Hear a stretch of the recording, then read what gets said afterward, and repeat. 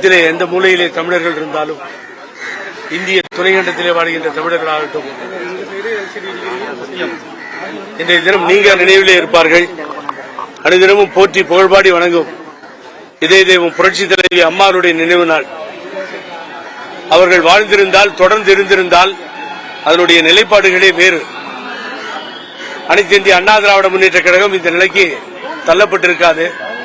வேதனையோடு கண்ணீர் மல்க அஞ்சலி செலுத்தி திரும்பி இருக்கிறோம். நான் கூட இந்த தீர்மானங்களை கொண்டு வரும் பொழுது தொடர்ந்து அம்மா வழியில் கழக பணிகளை ஆற்றுவோம் என்பதை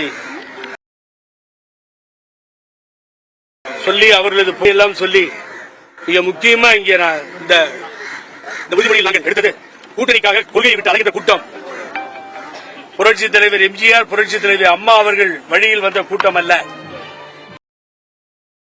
என்பதை நிரூபிக்க தொடர்ந்து பாடுபடுவோம்.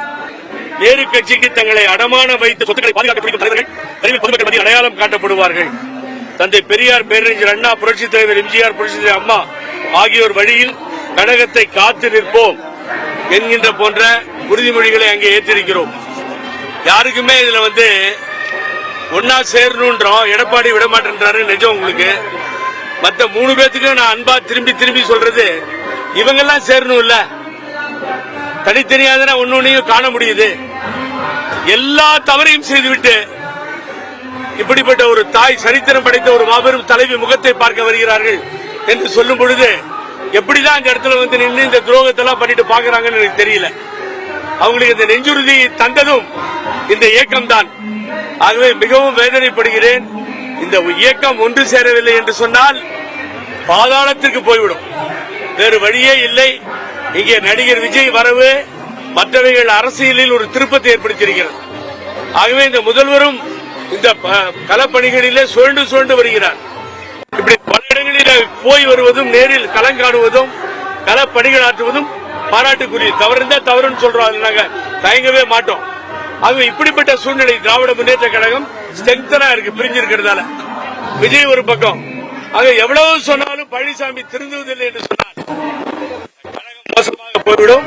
2026 நாம் பல தடவை சொல்லியிருக்கேன், பார்க்க முடியாது. உங்களை திருத்திக் கொள்ளுங்கள்.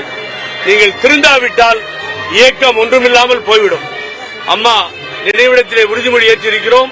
எங்களால் முடிந்தவரை போராடி இந்த கழகத்தை காப்போம் என்பதை இந்த நேரத்தில் சொல்றேன். ஒரு நேரத்தில் ரஜினிகாந்த் சொன்னார், நடிகர் ரஜினிகாந்த், நான் மிகவும் கடுமையாக அவரை எதிர்த்தேன். சம்பத்தண்ணன் கூட எதிர்த்தார். என்னன்னு கேட்டீங்கன்னா, வெற்றிடம் என்று சொன்னார். அனைத்து இந்திய அண்ணா திராவிட முன்னேற்ற கழகம் அம்மாவை இழந்த பின்னால் வெற்றிடம் சொன்னார். இந்த தினம் மனப்பூர்வமாக நான் ஒப்புக்கொள்கிறேன். அந்த தாய் இல்லாமல் இது ஒரு வெற்றிடம் தான்.